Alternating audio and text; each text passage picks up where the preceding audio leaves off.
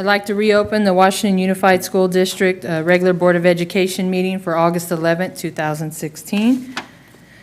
If we can have, I'll put Miss Jackie Wong on the spot to lead us in the Pledge of Allegiance.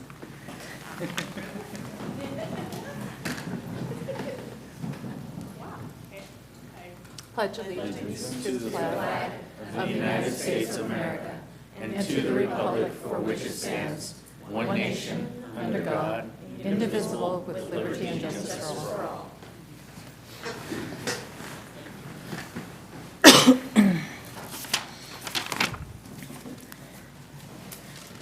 And before we begin our meeting this evening, I would like to take a moment of silence. This summer, unfortunately, we lost two members of our community. If we can have a moment of silence for Dylan Weatherly and Joshua Steinickel.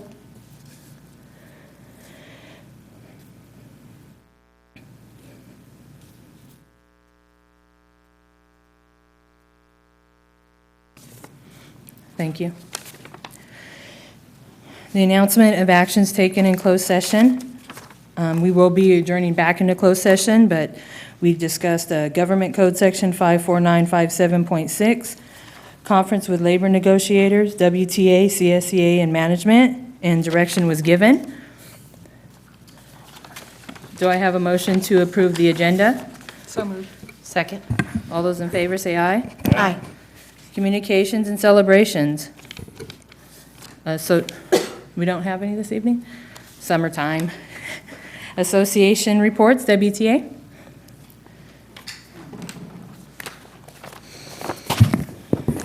Good evening. Tomorrow is our new employee orientation at the high school. I believe there will be, I've been told there's going to be 60 plus people there. So it's going to be an exciting event. I know many of you have been there before, and so I encourage you to come again. It's an opportunity to meet our new teachers, and it's also an opportunity to take a tour of the district if you're so inclined.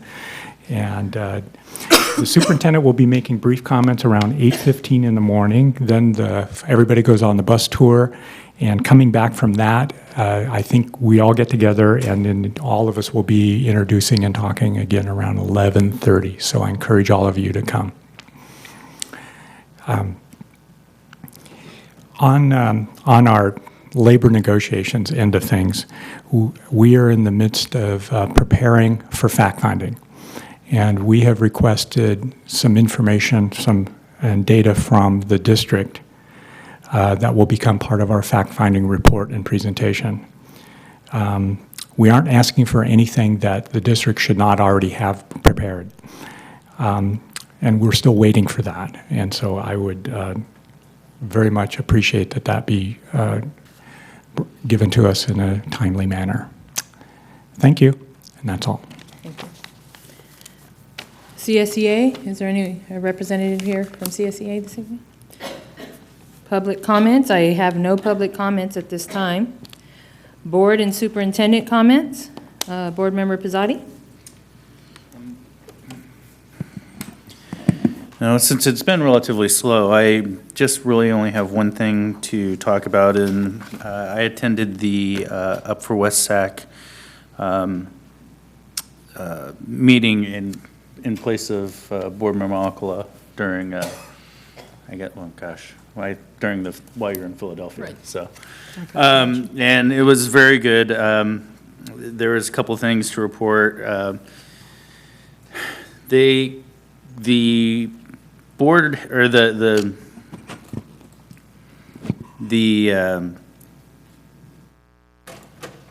Up for West Sac program has partnered with the infant and toddler quality rating system, they've partnered with, oh gosh, I can't find it here, and I took notes. Well, anyway, the bottom line is they created 80,000 school readiness kits for children that are preparing to go to school. And this was via the YOLO Race to the Top program. So that was something that I just wanted to report out of that. Also, the city has received in the past 2 years targeted awards of $500,000 for preschoolers that can be used to help augment staffing. So that was something that was very positive that we were discussing. Other than that, I really don't have much to talk about. Thank you. Thank you. Board Member Villegas? I have a few things. For those of you that have been able to attend the Saturday Night Bright Lights, probably saying that name wrong, but it's a lot of fun at Bright Park. I've been out there, and it's in conjunction with the Yolo County Children's Alliance and the police department and the school district, and it's quite a community collaboration. So this Saturday is their last one, and I believe they're going to the River Cats game, right? So great program that the police chief put together, and I'm really excited to be a part of that. So, and then we are hosting, the Children's Alliance is hosting a back-to-school health fair. We've brought in over 500 backpacks full of school supplies, so if you know families that need to get them, please send them over. It starts at 10, and President Cruz generously offered to do all the food for that event, so thank you. Thank you. I got to leave right now. I really appreciate that, and it's going to be a nice community collaboration on that too. So it's 10 to 1 at Bright. Yeah, at our West Sacramento Family Resource Center. And for those of you that don't know, the Yolo County Fair is next week, so I have the schedules here. I put some over here, but it starts on Wednesday and it ends on Sunday, and it's our Yolo County Fair, all local grown and produced items, so hopefully people can go to that too. It's the last free gate in all of the state of California, so that's it. Thank you. Board Member Alcoa? Thank you. I have a statement. In 1938, when America had segregated schools, water fountains, movie theaters, and cemeteries, President Franklin Roosevelt pushed a series of laws designed to protect American workers and their jobs. Among these reforms that made our country great was a law that provided overtime pay to American workers. But our great and noble president could not get the Southern segregationists to vote for overtime for blacks who were the farm workers. As a result, Congress passed overtime legislation that omitted farm workers from coverage in order to get the Southern senators to support it. That racial injustice has persisted for 78 years. It's time to end segregated overtime, just as we ended segregated water fountains in schools. The California legislature is presently considering AB 1066, a bill that would extend equality to farm workers. Farm workers would be treated equally with all other American workers who have enjoyed overtime for 78 years. The children in our district are affected by the leftover discrimination of the segregationist senators of the South. These children whose parents are farm workers are victims of this discrimination. Their families work long hours in the brutal heat, knowing that other workers working a few feet away, driving trucks or packing vegetables, receive overtime while farm workers do not. This is going on with our students in the district, and I want to express my support of AB 1066 and encourage the board to support it. I would ask for a vote of this body, but we will not be meeting again before this matter goes to the legislative vote at the end of August. So if you have an opportunity, please call your local legislators and let them know that we need to support overtime for farm workers. Thank you. Board Member Kirby Gonzalez? Thank you. I don't have any committee updates. But I did want to thank everyone for National Night Out. That was a lot of fun. Board Member Pizzotti, in case you missed it, after a dare from our fabulous police chief, did go down a water slide. My daughters were very jealous in his full suit. I don't know why you wore a suit, but but it was a really great evening. It was wonderful to get out, and it's always a nice time to get around to community and to hear directly from folks that aren't coming necessarily to our meetings, might not be at certain events, and get to really hear what the issues are, what the misconceptions are, as well around some of the things that are going on. So really appreciated that, and a great partnership, and appreciate all that the folks who put that on did. It was a great event. Can I just say something to that? It's hard not to accept something when the police chief starts a chant and says, Kobe, Kobe. It's hard not to go down in your suit. And I'd like to thank Marty Swingell for videotaping that in slow motion and posting it on Facebook. I do appreciate that. That was nice.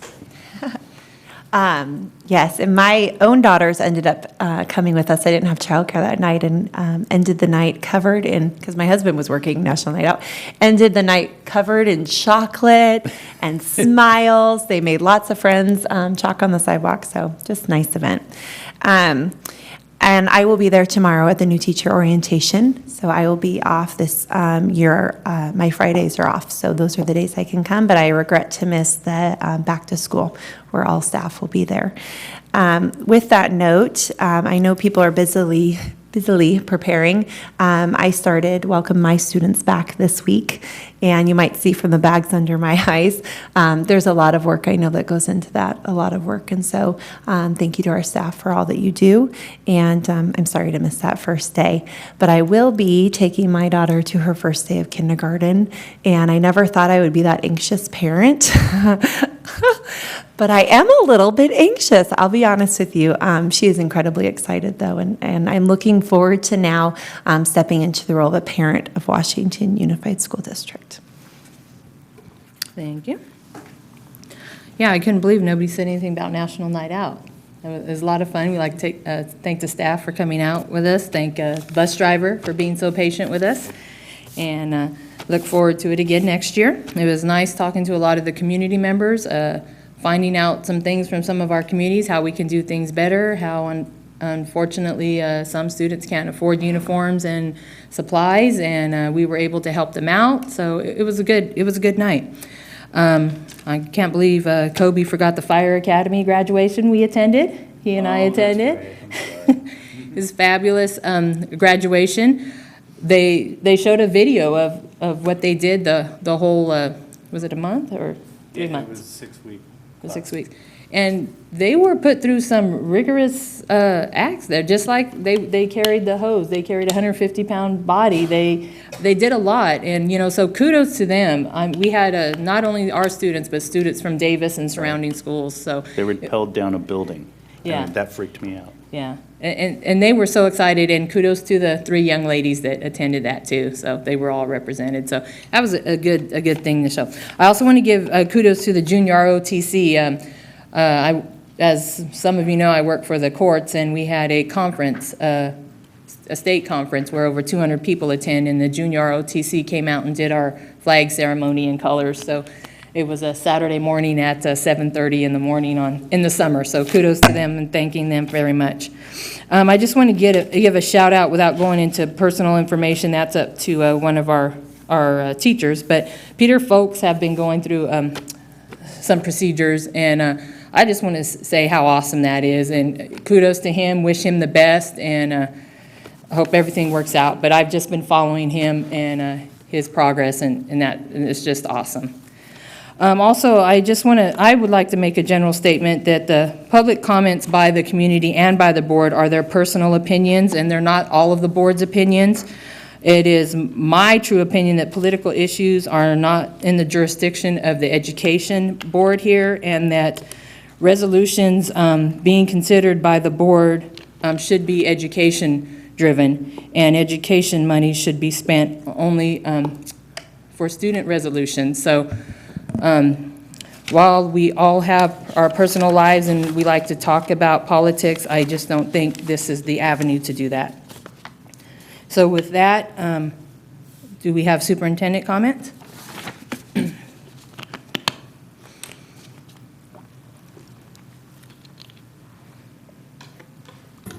Good evening, President Cruz, Board of Trustees, and guests. I just would like to highlight a few things that have happened in the summer. It's hard to believe that school is just around the corner. The summer just whizzed right by, like in a week's time, it seems like, and there is so much to do, and we accomplished a lot to try to have everything ready for school as best as we could, and we're just, we're down to the last minute here, down to the last hour, working hard to make sure that our kids, our teachers, everybody coming back has what they need in place. So I do want to also congratulate our Fire Academy graduates. This is our second cohort that has gone through our Fire Academy, and all of them have walked away just thrilled at the experience. It's just a very memorable lifetime experience, whether any of them move forward or not. They have had a chance to live public service and to prepare and see if this is where their calling will be. So congratulations to them, and thank you, trustees, for attending that. And Linda, I forgot to mention, one of our students is going on from that academy to Davis. They have a further academy, and so one of our students decided That's that great. they are going to do that. That is great. Yeah. And I remember in our first cohort, because they do take a written exam that all firefighters have to take. And I believe in our first cohort, a student scored so high that he could have been serving as a firefighter from that exam. So congratulations to our kids. I did want to highlight National Night Out. Quite honestly, I really didn't know what National Night Out was until I came to West Sacramento. Where I came from in the Bay Area, we just didn't do this. In Stockton, we did a little bit, only in our neighborhood. But what I love about ours here is that there's a lot of collaboration and there's visibility. I learned a lot. I learned a lot from all the families and the kids that we ran into every time we got off the bus, and that was very helpful for me on helping to meet the needs of some individuals, and so I was really happy for that. So the best part, I think, of National Night Out is that we get to ride the bus and drive up, which I think is cooler than the tank that the Marines bring around. But anyway, that we get off and we represent our district. Because I heard stories about how some families have chosen to not come to our district, and that's because they don't know what is going on in our district, and we're really going to work hard at bringing that to another level. So just a few snapshots here. It was really, really nice to visit the Broderick community, the apartment complex there. Huge area, tons and tons of kids, and just a really welcoming community. Sorry, Trustee Pizzotti, I just had to get that in there. It was That orange pool was the one he swam in, right? yeah. No, it was a really good night of just being able to reach out to, whether they have kids in our district or not. Community members are our stakeholders. They are part of our district because they support us in the neighborhood. So it was good for us to be out there and partnering with our police department, that we're all working together on behalf of kids and our communities and the safety of our city. Of course, I had to show the picture of my husband. My husband always goes on special events with the district where we want to make a statement. We are committed here. And he had a great time meeting lots of people. And we actually ended up in a community with one of our workers, Karen Friedland, where she actually is a leader in her own community. So that was really nice that we actually went to that community and met some really nice people. So it was a really great night out. So some of the things that have been happening in the recent weeks is we are very committed this school year to focusing on every employee to grow, and the concept of learning and growing together. And in a little bit, you're going to hear a little bit of an update of what has been happening in the past 6 weeks since we have some new leadership in educational services. And a lot has happened. And as part of that basis is from last year of how many of our job-alike employees were not receiving any training. And so this year, we're very, very committed to that. Not just teachers getting training, not just administrators getting training and going back to school for their multiple credentials that they have to get, and service credentials, but every single person in this district, we are committed to helping them to achieve what their goals are, to grow professionally and individually. So we started with our administration. They come back 2 weeks before the rest of our employees, and we did a 2-day We don't call it retreat, we call it advance. Retreat means to go backwards. We intentionally call it an advance where we're moving forward. We're looking ahead and planning ahead. And in our administrative advance, we spent 2 days team building, reflecting on our own leadership, and remembering our why, remembering our core. And that is permeating now as the basis of all of our trainings.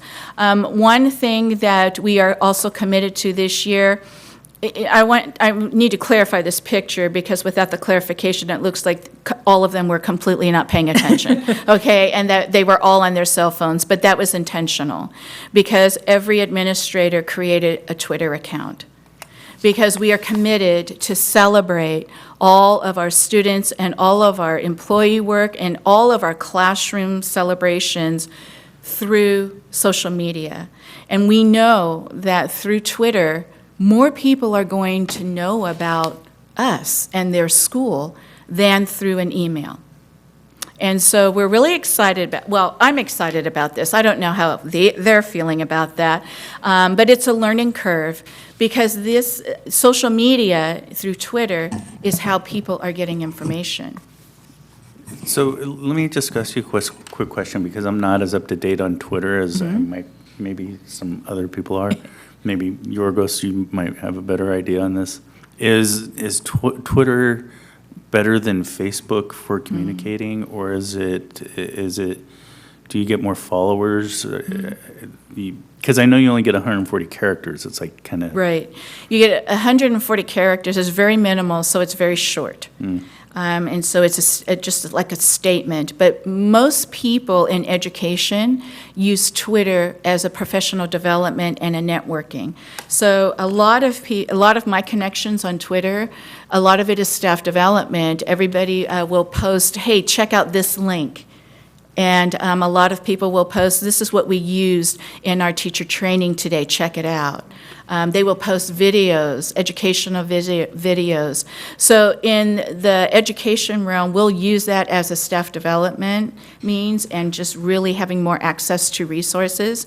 For us, our goal of Twitter is to get the good word out of our schools. Right. And most people have a cell phone. A majority of people have cell phones, and Twitter is very easy to read on cell phones versus opening an attachment and opening a lengthy email. Right. So it's just phrases and connections, and I think our parents are really going to like it when they start to see the good things that are happening in their classrooms, not just at parent conference or when they have to make an appointment, but they'll see it ongoing, and that's our goal. So I think all of us are going to, it's a learning curve for us, let's all say that. And Board of Trustees, I'd encourage you to create a Twitter account so that you can tweet where you're at, all the good things that you're seeing in the community and at the schools when you go to visit. That's how we get the word out about WUSD. I have one, I just don't know how to use it. I'm sure Yorgos is very happy to help us with this. The other group that was really excited, and we've heard so many positive things of them being brought together, was our administrative support. So all of our school secretaries, all of our office secretaries have come together now as a professional learning community. And we started this, I think it was 2 days ago, and brought them together in the computer lab, and we have a whole year mapped out of what they input in on what they would like to have throughout the year as part of a survey. So we really are committed. Every single person and every position is valued in Washington Unified. So we're moving along here. So this is a picture of some of our administrative assistants, and they were looking at a TED Talk, learning about, it was an educational TED Talk. We use this in our principal leadership as well, and we used it with our administrative support staff. We also have had parent orientation and freshman orientation over at River City. So we had 2 days of freshman orientation, and I attended the parent orientation on Tuesday evening, and there I walked away with a couple of points. And I'm just really fortunate. I think we're very, very fortunate to have Principal Moisich as our principal there. He has a good pulse of our families, and he addressed some of the challenges and the hardships and the heartbreaks that have been happening on the campus this past summer. And one thing I walked away with is he's telling our parents, today is not our tomorrow. So in other words, what he's trying to help our parents to encourage them is if our kids have a bad day today, it's not tomorrow. It doesn't define tomorrow. And so he just encouraged the open door for them to come and talk to people, to come and talk to the employees. We are here to support and serve them. He left 3 things for the parents, because actually I think parents are pretty nervous, like kindergarten, when they go into high school. And 3 things that he said, look, it's very simple. Number 1, I'm going to tell your kids do the right thing. Number 2, I'm going to tell your kids to do your best. And number 3, I'm going to tell our kids, treat others as you expect to be treated.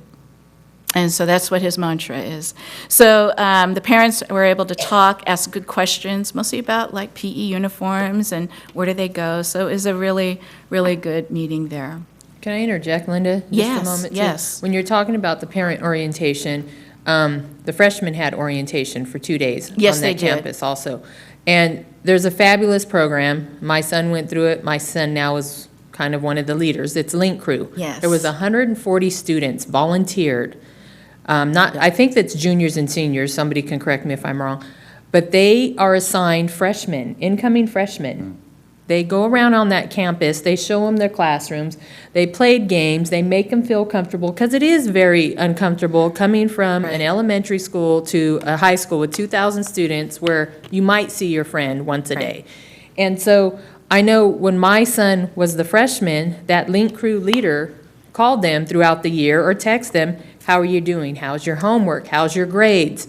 You know, so they became part of the school. And so that process apparently touched my son, because anyone that knows my son, he doesn't talk very much. I don't know where he got it, but he doesn't talk very much. Very quiet. And so when I found out he wanted to be on Link Crew, I was like, really? Okay. So he spent the last 2 days out there and came home excited. And that, you know, that is just what our high school does. Welcomes the freshmen. Nobody's a stranger. Although he said one of them really took to him a little bit too much. But but that was just great to hear that those freshmen come in, all of them have a friend. Absolutely. So I just wanted to throw that out. And that Link Crew program is very good. And it goes on throughout the year. Because he told me, Mom, Monday they need me. And I said, what do you mean they need you? School's not going on. He says, they need help. So, I mean, they take this shy young man that doesn't talk, and now he's being a leader. And I know Kobe and Sarah both have young ones coming in, and it's terrifying. I will share, because I forgot to share in my public comments. I have one that just got his driver's license. So you guys have a lot. So I'm scared on another avenue, but I just wanted to share that Yeah, about the thank you Link so Crew. much. I wasn't able to get a snapshot of that, and thank you for reminding me of it, which is another thing, right, that could have been tweeted out. And I hope Sean tweets that out. I'm sure he has a Twitter The account. Snapchat, I think. Yeah, there you go. That's a different level for us. So we're getting things in place where kids are getting comfortable. They're trying to find their space so that on that first day when everybody is a little bit nervous, everybody from crossing guards to kids to teachers to principals, parents, everybody, that we just want to be prepared. Last night was very therapeutic for me. I went to Stonegate on my way home because I live out in the Stonegate area.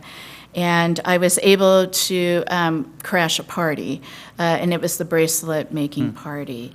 And I'm sure you've heard about all of the public relations that this special student, Leah Taylor, has received.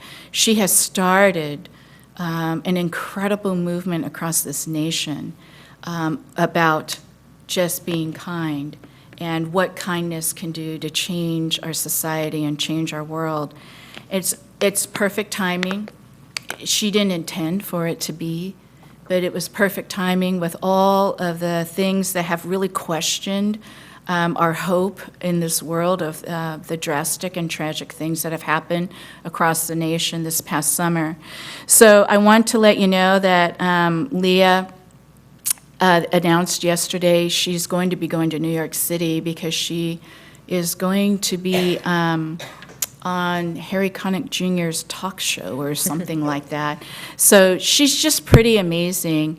And every time she goes out, she is representing and is just the innocence, and representation of what true kindness and what true sincerity and true heart is all about.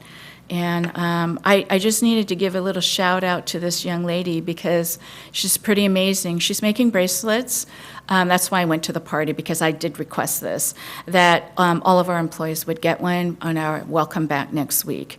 So, because we need to support that, right? She's one of our students at Stonegate.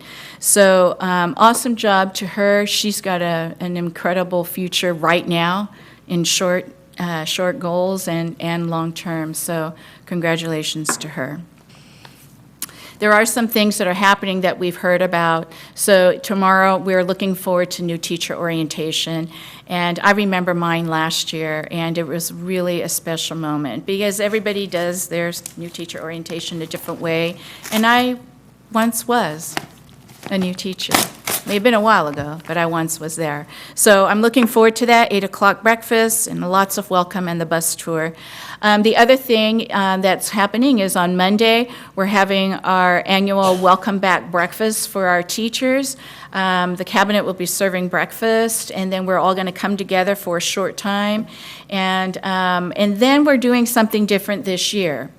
We're bringing all of our classified staff together in our commitment that every position is valued in Washington Unified, every employee is valued. So we're going to be serving breakfast again, going through the same program so that all of them can be brought together.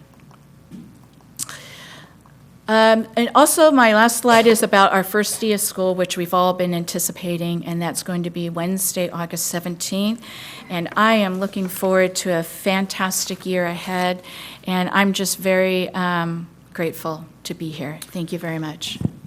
I just wanted to say something quickly. I was wondering, do you think we could possibly invite Leah Taylor to one of our board meetings so we can Yes. just publicly thank her for some of the wonderful work she's done? I think it's the least we can do to say Absolutely. how proud we are of her and how a great program she Maybe started. after her New York trip, so she can Yeah, tell us because how we that did went. Yeah, invite 'cause I'd her like for to the know next what, board meeting, New but I York's think like. we got bumped out.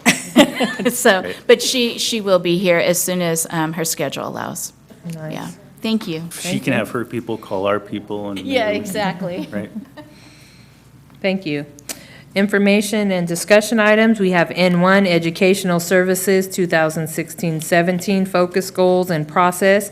Andy Parsons, Assistant Superintendent, Educational Services, and Secondary, and Amber Lee, Assistant Superintendent, Educational Services, Elementary. So thank you for introducing them, President Cruz. I just wanted to say that in the past 6 weeks, it's been pretty incredible over in the educational services world. And it's been pretty incredible how immediately they came right into the team.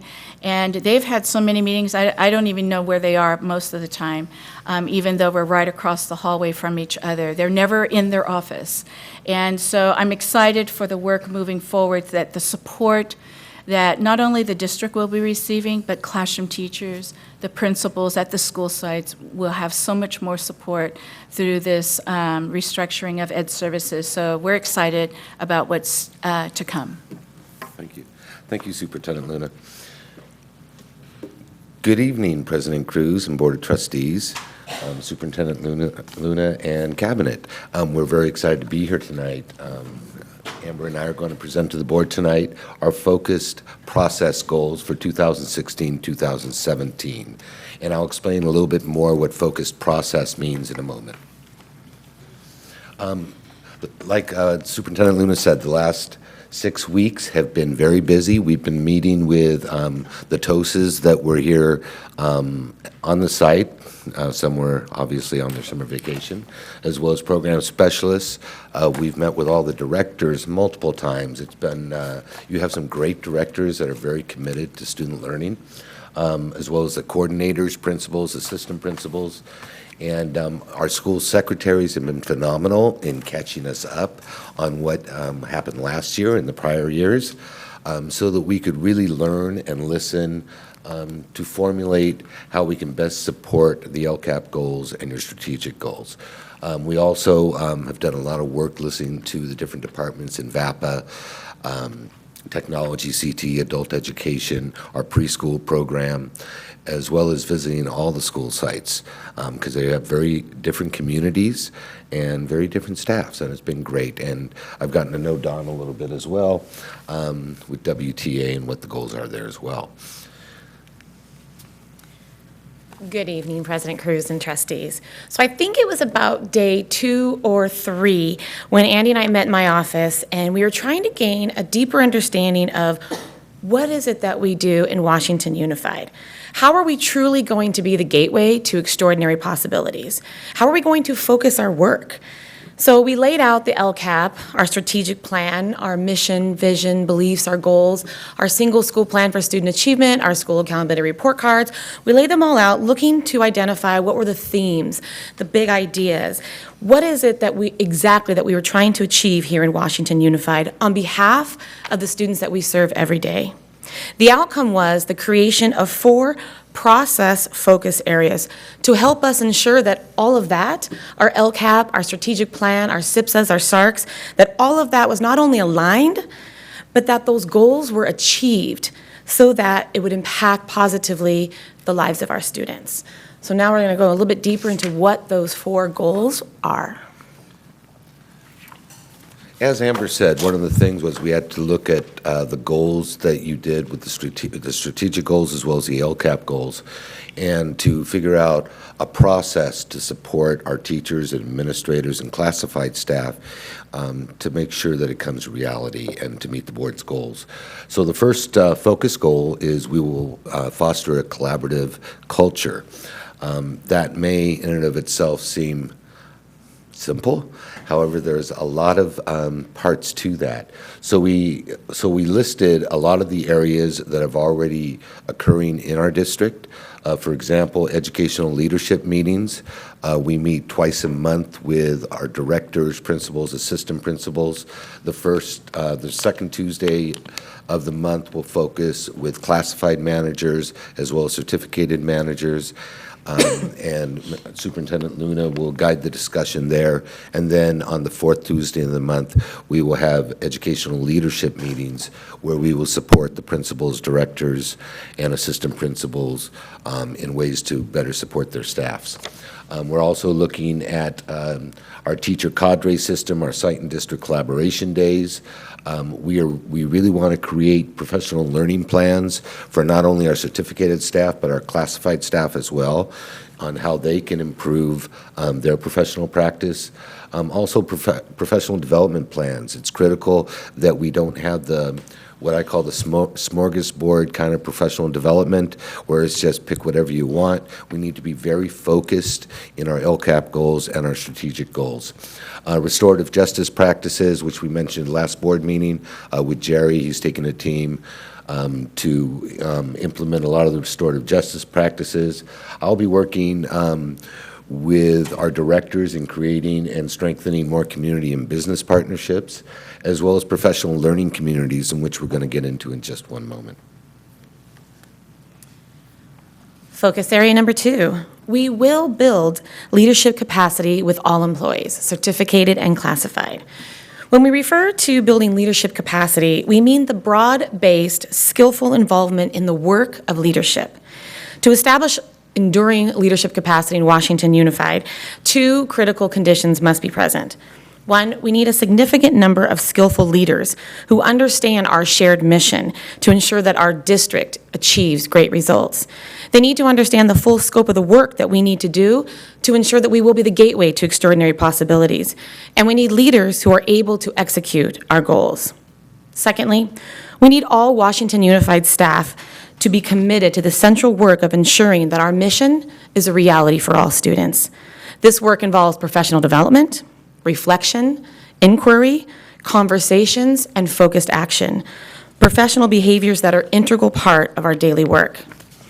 The understandings and needs of a skillful leaders involve more than just the knowledge of an innovation, such as a new textbook adoption or new policies and procedures. The skillfulness that is needed to build leadership capacity is really about capturing the imagination of our adult colleagues and enabling them to negotiate through the real changes that will be taking place and to tackle the inevitable conflicts that will arise as we take courageous actions.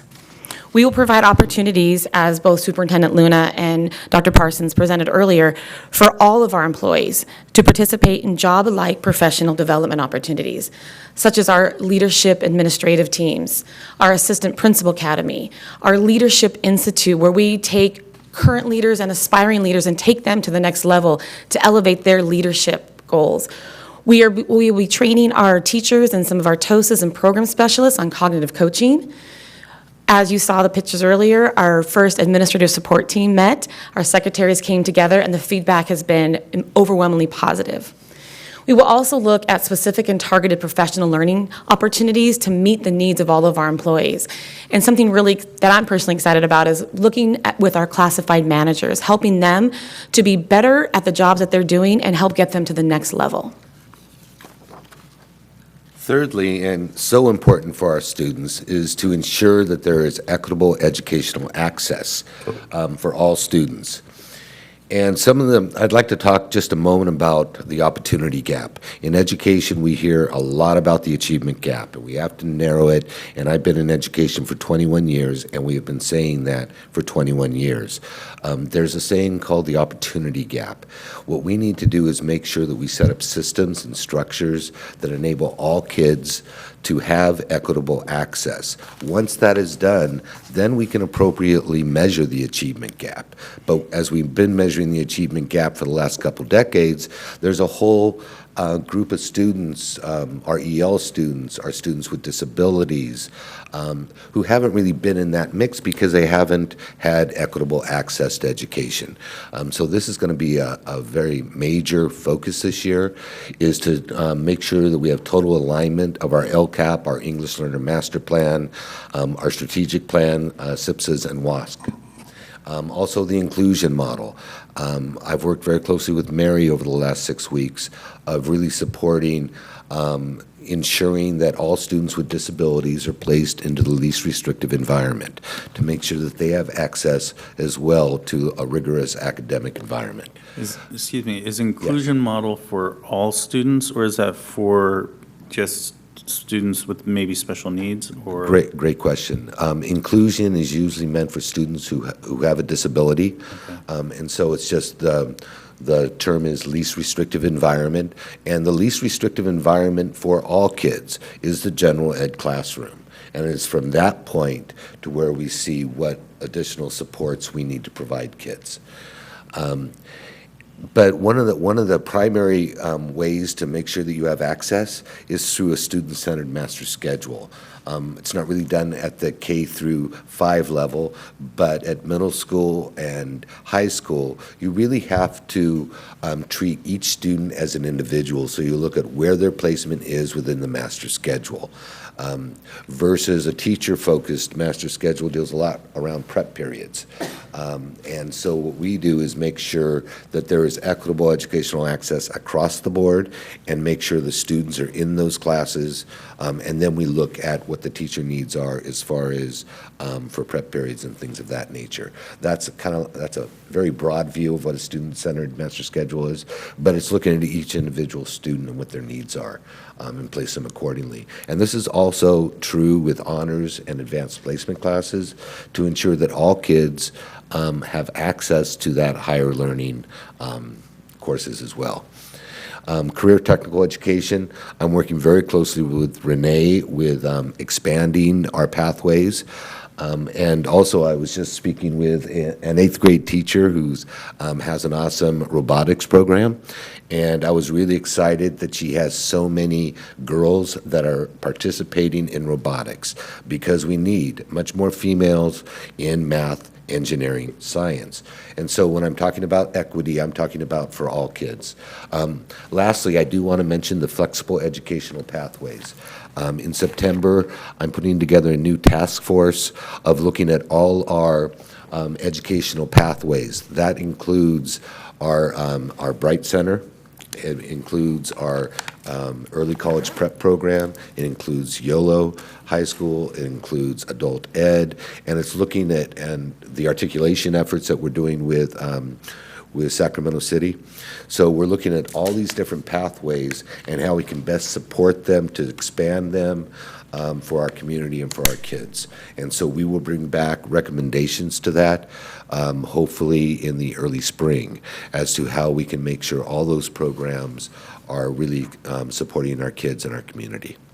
Before you go on, I just want to add that the student-focused master schedule is really expanding also to TK5, and we're really looking at placing our students by name, by need. And I do want to give a shout out to our incredible VAPA teachers who really have embraced this idea that we're making decisions that are best for kids, not necessarily adults, and they're being incredibly flexible and incredibly supportive of their schedule, knowing that we need to get our EL students and designated ELD and get our students in intervention. So I just want to shout out to them because it's not easy. So thank you. So our fourth focus area goal is that we will create an aligned instructional system with an emphasis on ELD, math, and ELA. We are going to align what is assessed, what is taught, and what is learned. So an auto mechanics performs alignments by lining up the direction of the wheels so that it's pointed in a straight line. Curriculum alignment follows the same principle, with the wheels being the curriculum, instruction, standards, and assessment. Research indicates that this kind of alignment can point a district towards improved student achievement. When assessment is aligned with instruction, both teachers and students benefit. Students are more likely to learn because instruction is focused and because they are assessed on what they are taught. Teachers are able to focus, making the best use of their time. And because assessment involves real learning, they can integrate that assessment into their daily instruction and classroom activities. Other benefits include better communication and collaboration among teachers, helping them understand how their instructional decisions contribute to students' overall learning.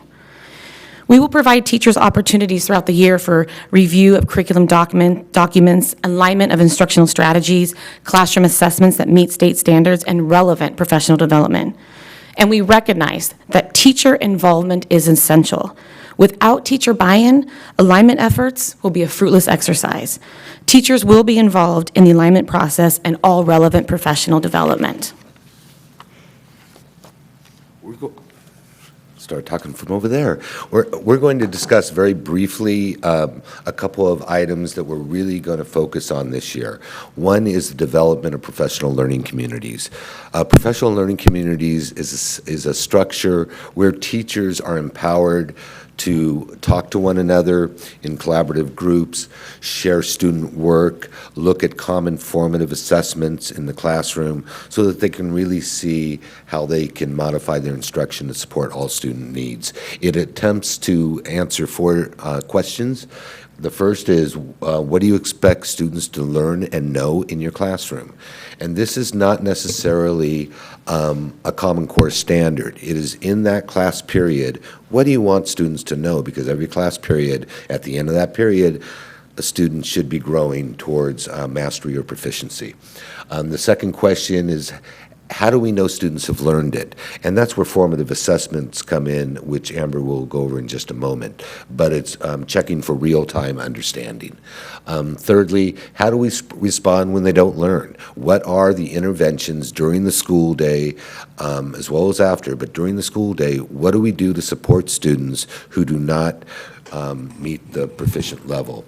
And fourth, how do we respond when students already know it? So they've learned the standard, and then while other students may be getting retaught the material, what do we do? What enrichment activities can we do for students to improve their continual learning? Andy, before you go on, can I Absolutely. ask a real quick question? Uh-huh. You said, how do you assess in real time what they've learned? Could you just give me a for example of what you mean by that? Or She will talk about it in just a second when we talk about assessment literacy, but that's a great question, and that's going to be a lot of professional learning where we're going to support our teachers and our administrators in formative assessments. So she'll get into that in one moment. The paradigm shift, this is kind of difficult for a lot of teachers and administrators because it's definitely a paradigm shift. It is from a focus of teaching to a focus on learning. So you're teaching the kid, but are the students learning what they're being taught? Secondly, it's emphasis from an emphasis on what is being taught to a fixation on what students are learning. It's from individual responsibility to collective accountability within the professional learning community of teachers.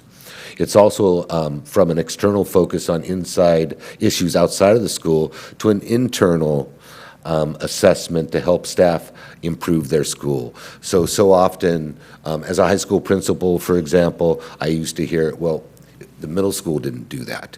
It is not having any excuses. It's what can we control and what can we support students in progressing on the standards. From a focus on inputs to a focus on results, and this is really important, from a completion of just projects and activities to actually the creation of SMART goals that demand evidence of the student learning. And that's a lot of verbiage there, but it's about collective teams in order to provide common assessments so teachers can inform their individual and collective practice and respond to students who need additional time and support. And it's also about job-embedded learning. Like I said before, it's no longer the smorgasbord professional development activities. It's embedded learning during the school day where they get together and they actually talk and learn together. And the learning is ongoing. Hopefully, all administrators and all teachers in classified will continue to learn. That's the exciting thing about education, is it continuously changes and gives us more things to focus on. And most importantly, it's from learning by listening to learning by doing. Just like kids learn by from project-based learning, teachers as well learn much better when they're actually doing the work than just listening to lectures and watching PowerPoints. It's about them doing the work, them facilitating their own professional learning communities. And I'll turn it over to Amber to talk about assessment literacy. Okay, let's take a quick assessment. I'm going to ask you a question, and I would like you to write your answer on a piece of paper. You don't need to share your answer, and I'm not going to collect it. On a scale of 1 to 5, rate your knowledge and understanding of assessment literacy. With a 5 being, I'm an expert, I could write a scholarly article or make a presentation at the next CSBA conference, to a 1 being, I've heard of the word, and that's about the extent of my knowledge. Sarah gets a 5. So write your answer. What I just demonstrated is an example of self-reflection assessment or formative assessment or in-the-moment real-time learning assessment. If I were to collect these, I could use this information as a form of a diagnostic assessment to gain a better understanding of your prior knowledge of assessment literacy. This year, we will delve deeper into the world of assessment literacy. And a key question that we will ask collaboratively together when we define what assessment literacy is what do teachers need to know and understand about assessment to strengthen the critical connection between teaching and assessing student learning?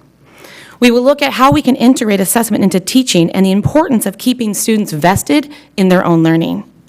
This year, we will focus specifically on formative assessment. While the previous slide described a variety of tools and approaches, this year we're going to really look at formative assessment, both formal and informal, conducted by teachers during the learning process, not after, like end-of-the-year summative assessments, but in the moment, so that they can modify the teaching and learning activities to improve student attainment. Formative assessment integrates assessment into teaching, integrates assessment into teaching, and helps keep students vested in their own learning, and really helps teachers to make the decisions that are going to improve student achievement. So again, I don't think I heard my answer to my question is how do you assess students to know what they're learning in real time other than by testing or by So one grades way or- that's common is teachers will have like A, B, C, D response cards. So you can ask a question and say, if you think the answer is A, what's 2 plus 2? And you have a variety of responses, 4, 7, 8, 9, and you hold up responses. Nowadays, that's how I did it when I was teaching several years ago. Our fabulous teachers now use a lot of quick time responses. They can do it on their phone, and they can answer. You can get some instant results of, wow, 70% of my students know this answer, so let's move on. Versus, oh my goodness, only one person knew this answer. I need to backtrack. I need to scaffold the learning a little bit more. That's an example. And then what if you find out that the students aren't learning at a pace that they need to be learning? That's where differentiation of learning comes in. You can pull a small group, do some quick reteaching while you're pushing other students forward. You can do some peer-to-peer editing and coaching and teaching. Another example is like exit tickets. So you ask a question or you form a problem and students will write their thinking on a Post-it note, a note card, and as they're leaving the classroom, you collect them, you can quickly sort, and you get a in-the-moment analysis of where your students' learning are instead of waiting for that end of the chapter test or that test on Friday. You get it in the moment. And therefore, for the next day or the next period, you can adjust your instruction. Thank you. Anything you wanted to add to that? Lastly, because I know this presentation has gone rather long, but you can tell there is a lot of information, and we'd be glad to provide additional information at a later date. But we call this loose, tight leadership. The tight is that all sites will engage in effective collaborative practices. Secondly, all school sites will focus on formative assessments. And thirdly, we will develop common benchmark assessments, which will be done at the district level with our teacher cohorts. And so that's the tight. The loose is the how, because all the school sites have a different culture, different teaching staff, different experiences. And so I spent a long time at the high school today, and Stan was telling me about what he was going to do at his first staff meeting and how he was going to introduce formative assessments. And it was a great conversation. And Amber's done the same thing with the elementary school principals. So we're really supporting them in starting the journey of collaborative practices as well as creating formative assessments and common interim assessments. So that's that. Are there any questions from the board? Of course, Kirby Gonzalez always has questions. Yes, ma'am. Thank you for your presentation. One question would be, the task force that you have for the flexible ed pathways, who do you anticipate would be on, not necessarily their names, but what types of people do you anticipate would be on that task force? I actually do have the names, Oh. but just not all the way up here. Okay. But it's Stan and Jerry, Okay. Alejandro, Renee, Jessica, and special education will be on there, as well as Krista, that supports EL students, myself, and we also are looking for possibly the student board rep to be on that, as well as a community member, because it's real exciting, some of the things we're looking at doing, for example, creating a very robust adult community education program, as well as bringing back GED into our district next year, as well as expanding our CTE pathways for our YOLO students, because we want to make sure that we engage those students with career pathways. I've met several times with Art over at the community college. He's very excited of collaborating not only with early college, but with YOLO, our CTE programs, and with our adult ed. So it's going to be very exciting. We will also have some K-8 representation on that, so we can start to have the conversation about how we can bring those pathways down so that we're really strengthening the pathways up. Good. And yeah, thinking about our student who went on in robotics on the red carpet, I'm blanking on her name. Maya, that's right. Thinking about Maya, one of the things that she commented on was that she had had teachers in robotics, early on. She'd had so much experience from people, and so that's an important thing to remember. So I'm glad you brought that up, and I'm glad there will be a community member as well, and others, so thank you for that. Another question, so the PLC model, I've seen it work really, really well, and then I've seen it work, not so well. So my question would be, who will be doing the training with will it be principals that will be doing the training of their staff? And then how will that look in terms of making sure that there's a strong system in place so it will be successful? Absolutely, and you are right. I've seen very successful models. The ones that are not successful, usually the ones that says, we do PLCs, because you don't do a PLC. It is a set of strategies and practices. It's the work that happens and the magic that happens when teachers get together. But we will begin with, I've already, all the principals have DeFore's work on professional learning communities, learning by doing. We'll be doing a book study with that, with the principals, directors, and assistant principals on a monthly basis. Okay. And then they are working with their staff, because working with teachers on the PLC, once teachers understand the practices inherent in PLCs, they fall in love with it because they become empowered to really make instructional decisions. And I just want to add that we had the opportunity to attend Yolo County's Office of Education's. There was a 2-day training where they brought in Sanger Unified School District, who's really the leader in some of this work here in California. And it was great for our leaders to come together to collaborate and get this training so that we're calibrating as well our thinking. So that we're just beginning the process together. Yeah, that sounds good. As somebody who sat through PLC training of people who were paid probably quite a bit of money, but not so good, I think your model sounds really fabulous. Thank you. With the book study. The other question would be, and just a point, I guess more it's a point to bring up with the opportunity gap that you mentioned, which I think is so important, that one of the big pieces of that, I'm so glad that we have people here on the preschool commission, and I'm so glad that we have, I know the Yule Children's Alliance does parenting classes, because I see that as such a big opportunity gap of where kids come. And I know it's not popular to say, I know there's changes to TK too, and we have questions with that, but I see as, I'm living it because I have a daughter who turned 5 just a couple days ago, and she's going into kindergarten. She's very excited, very spunky, but she's going into kindergarten with kids who are almost a year older than her, who spent a year on a campus already in TK, and she's very fortunate that it's a big priority for her to go to a high-quality preschool, but it's not easy for us to afford high-quality preschool, but she goes to one, but I'm nervous about having a child who's the youngest going to school with kids who have been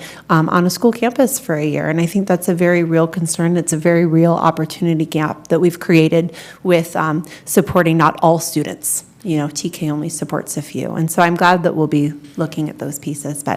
So I want to just address that just real briefly. So my former background is I was a kindergarten teacher, and so I'm really passionate about our early education. So I've already been working really closely with our preschool staff. And one of the goals this year in thinking about that PLC, that collaborative model, building a collaborative culture, is I've already set aside a day to bring our TK teachers together to start to understand what that looks like. How do we differentiate for the student that comes in already with a full set of skills versus the student that comes in with some gaps? So we will be having regular meetings together to dive into how we can best serve our needs. We'll also be doing some articulation between our TK, our K, and our preschool staff so that we are really aligning and supporting all students. Good. We have fabulous TK and preschool and kindergarten teachers. I'd just like to echo the comments that Sarah made just then, because our daughters are about 6 months apart in age, and I know we're actually having to wait another year, but I'm kind of thankful of that at this point because of the concerns that Sarah's raised. And then, I'm almost done. And then one more piece that I think Oh, and with the preschool, the sliding scale has been a conversation we've talked about a lot, and that would help with equity.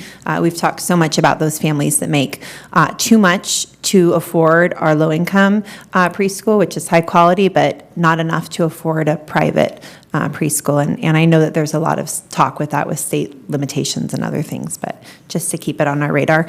And then the other piece would be, as you think about the formative assessments and the assessments going through, which and I'm glad that you brought up many different types of examples of what that assessment looks like. And I would just echo what I've said before, which is it's not always the hard part, too, of knowing who's struggling. You can sometimes see immediately. It's how do you meet those needs? How do you have the supports that you need to meet those needs? And as you look into adopting the new curriculum, many of those come with assessments. And my only hesitation or worry, and why I'm so glad you're doing PLC, is that some of them come with a packaged online assessment, which can be very helpful. But as a teacher, when you're going through your data, you don't know what the question is with your data, right? It might say that they're low in word study, but you don't see the question always with it. And so it's just one piece, but I would hate for that to be the focus for like a district benchmark without some more conversations and pieces with that. And I'd say written responses and oral conferences with teachers that take so much time. Publishers don't get paid to do those, teachers do those, but they're some of the best pieces as well, those conferences and having students write their responses too. Thank you very much for your presentation. Real quick. Andy, Amber, I just think it's great. It sounds like a great comprehensive program. Collaboration I really like. And it's just a great culture of learning for the 21st century. Thank you. Absolutely. If I could tweet, I would say great report. But one thing that I would like to point out, Board Member Pizzati probably would appreciate this because we were there, and Sarah Kirby Gonzalez, but to hear the language of the community, of our goals and our mission statements actually being used, I was like, oh, that was familiar, instead of that god-awful board that hung in the district office that really meant nothing for years. So I'm glad someone's using it. I'm glad to hear it. I'm glad that it's pointing our school sites in the right direction. I also am glad to hear that you guys are taking the bull by the horns. This leadership has been needed for a long time. The training for our staff has been requested and not done. And not only is it to become great leaders, but for a lot of our staff to have that upward mobility. I think a lot of staff have been stuck and not knowing where to go. So, the training that's going to happen and giving opportunities for all staff is just good to hear. On the master schedule, last year we heard about it, but I never heard anything more. They talked about the student profile. How was that? Has that been done at the high school? I mean, last year they talked about creating a student profile at the high school. At CSBA, we went to conferences, and other high schools were creating profiles for the students because some of the parents don't know how to do that. And I heard about it last year, but I never heard if it got done, and I don't know if master schedule was part of that, or I kind of just went by the wayside, and I was actually kind of excited to hear that they were going to do a profile, but I never found out if it happened last year. We will follow up with the high school to find out what was said last year, how it proceeded. Thank you. Thank you. Oh, we got some more. Don't go away. Well, I was just thinking, was that like the badges program that we were talking about, or is No. that different? Oh, okay. No, it's an actual student profile, so when they graduate high school, it's kind of like their story, like their resume, and it was something that the school talked about last year, and many students. Are we talking about get focused, stay focused? No, Okay. it's called a student profile, and learned a lot about it in CSBA, and I was personally excited about it because there are students that go off to college, and when you're sitting out there doing your FAFSA or and you have to think back 4 years, oh, what did I do? This master profile was supposed to help those students, and it was talked about last year, and I was excited about it, and I know last year was very busy and things got by the wayside, but I think that's very important because you have parents that, English isn't their first language, or they haven't been to college, and so to sit down and apply for colleges and then have to think back 3 or 4 years, where I thought the high school was going to start implementing that, so, when you get your diploma, you say, oh, here's your profile too, or it's accessible like a transcript. Right. So I really would like to look into that, because other districts are doing that, and I think that's going to be an important tool for our kids. Definitely. Any more comments? I just thank you for your report. And my two things that I'll be watching closely is the preschool and then the career tech. I'd love to see what you're planning to do at Bright. So I just want to follow up on those with you. Good job. Thank you very much. We look forward to getting to know better your diverse communities. Thank you. Thank you so much. We are to action items 01, approval of a new position and the job description for our high school registrar. Michael Reed, Assistant Superintendent. So administration is requesting approval for a new high school register, as well as the draft job description.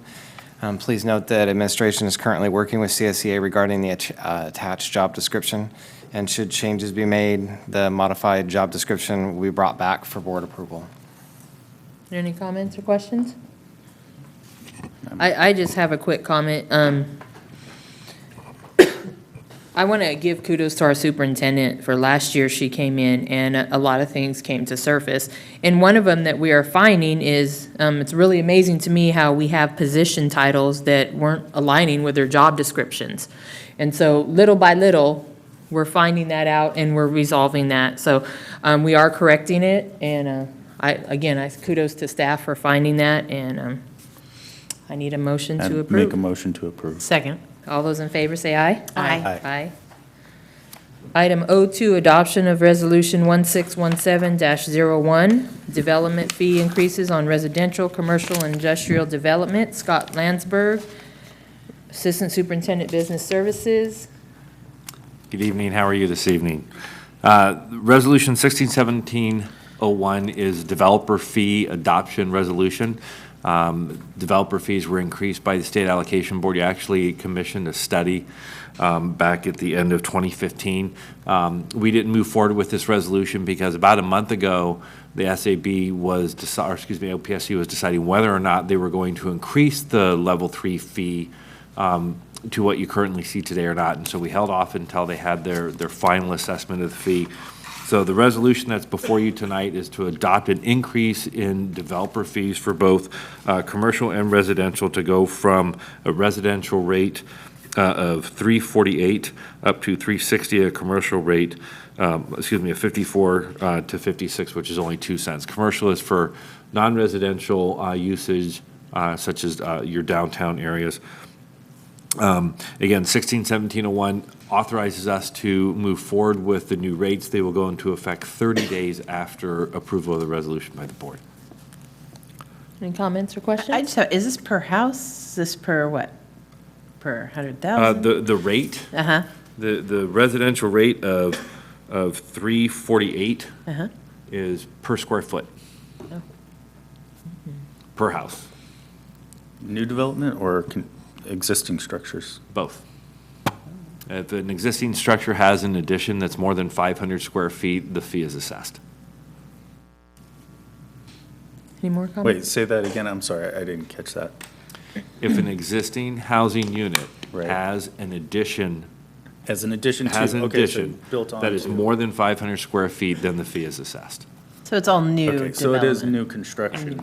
It could be new construction on an existing On an home. It's not existing- okay, I necessarily get just you, I a get you. new home.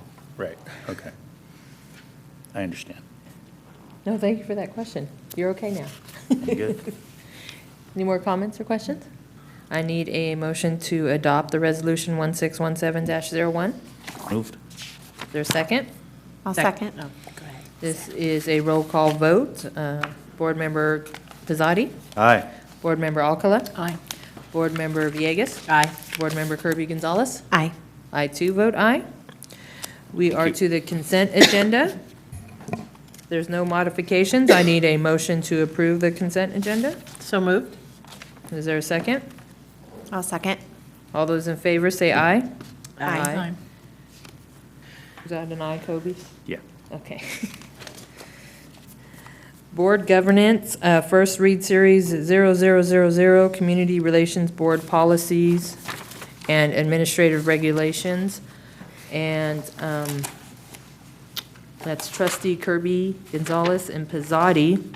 Is this something we are discussing tonight, or The do we? first read, I thought. Board of Trustees, Trustees Pizzotti and Kirby Gonzalez were appointed to serve on the subcommittee for board policies and regulations. The three of us met to review Series 0000 and is bringing forward tonight to the board a first reading of revisions made and suggestions being offered to the board for review of Series 0000 under philosophy, goals, objectives, and the comprehensive plans.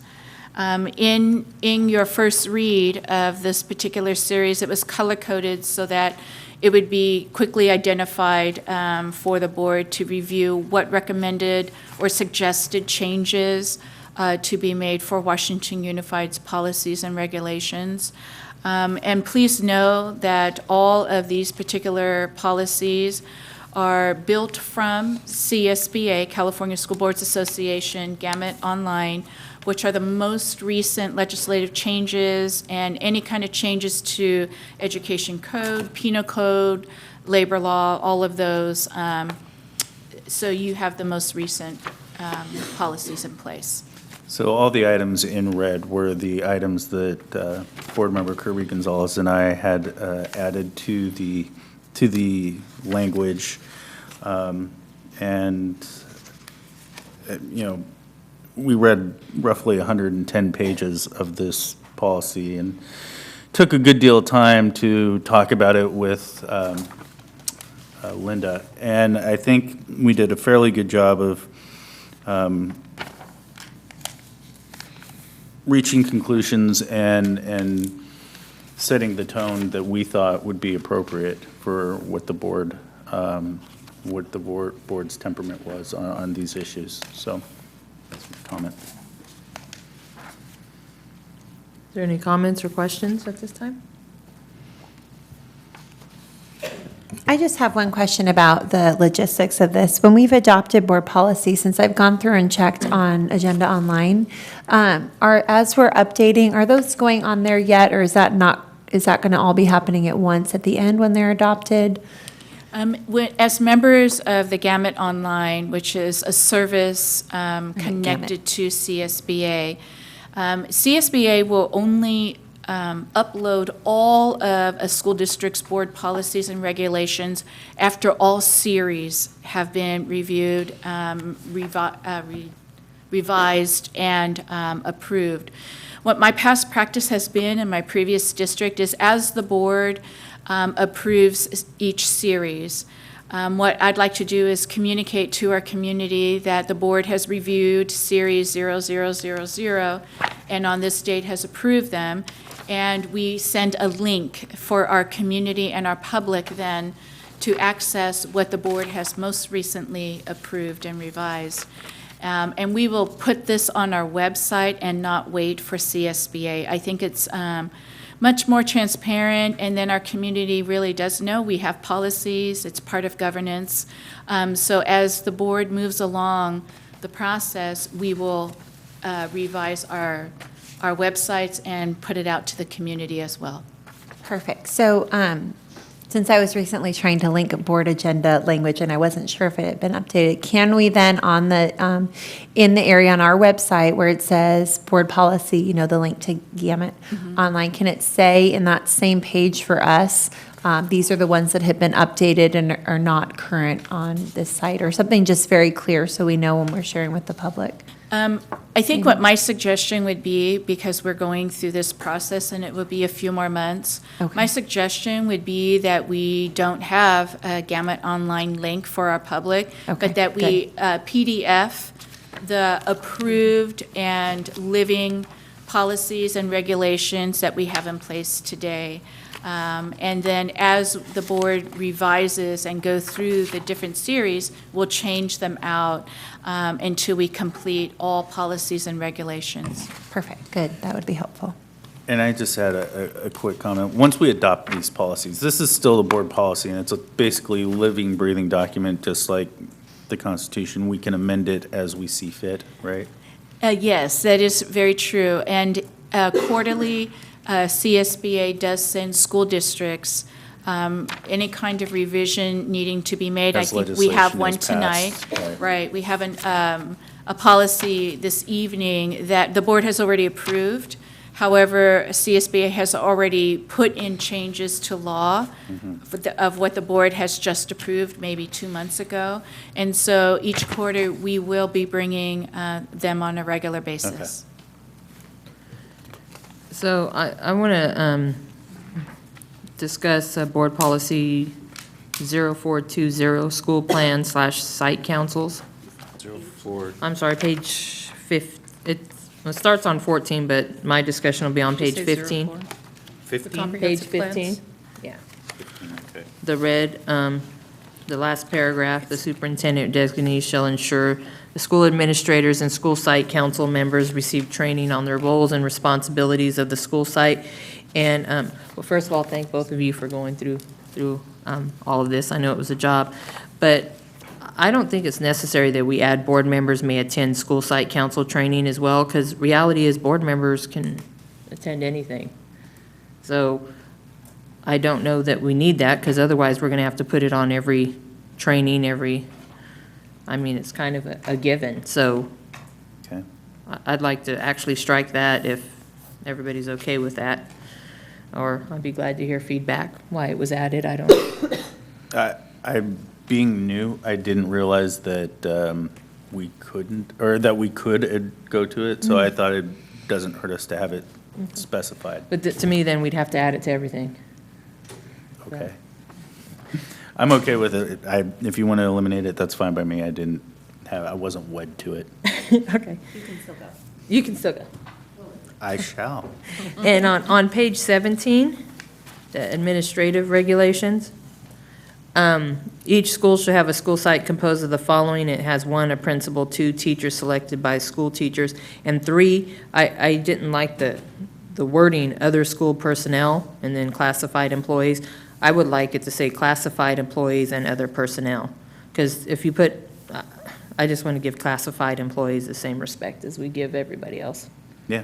So if we could just put classified employees and other personnel selected? That's perfect. As we had this discussion asking, Right. what is school personnel if it is not classified or a teacher? And we were having some confusion there. I and asked so it the was same worded. question. Yeah, so I Yeah. think that It substituting was more of a would defining type of be thing. What perfect. did we include? It was more inclusive.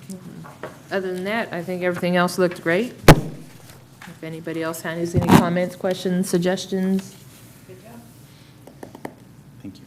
Yep, sounds good. Thank you so much. Did you get the corrections, Linda? Where are we? Approval of resolution number 1617-3, adopting revisions to conflict of interest code. That. Board of Trustees, this is a revision to the conflict of interest code that CSBA had brought forward. And at the last board meeting, the board did approve the actual revision to the policy. This is actually now the resolution that goes with that policy. Any comments or questions?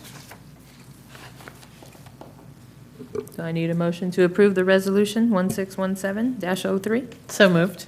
Is there a second? I'll second. It's a resolution, it's a roll call vote. Board Member Pizzati? Aye. Board Member Alcala? Aye. Board Member Villegas? Yes. Board Member Kirby Gonzalez? I too vote aye. Sorry, I have a farmer's market melon that's making us cough. Item Q3 is the board trustee self-evaluation. On this note, I'm going to ask that the board make themselves available on August 28th from 9 to 3 so we can have a board governance retreat.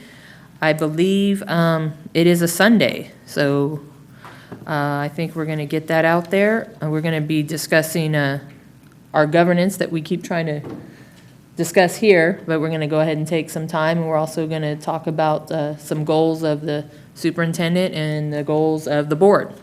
So that will be August 28th from 9 to 3. Get an email there. Future board agenda items, we have the Board Policy and Administrative Regulation Series 1000, September 2016. We have district homework policies, philosophies, August of this year, and promotion and graduation policies, August of this year. Is there any more requests for future board agenda items?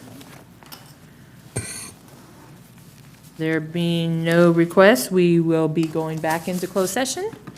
You're all more than welcome to stay, but if not, have a good night, and hopefully we'll see you either tomorrow or next week.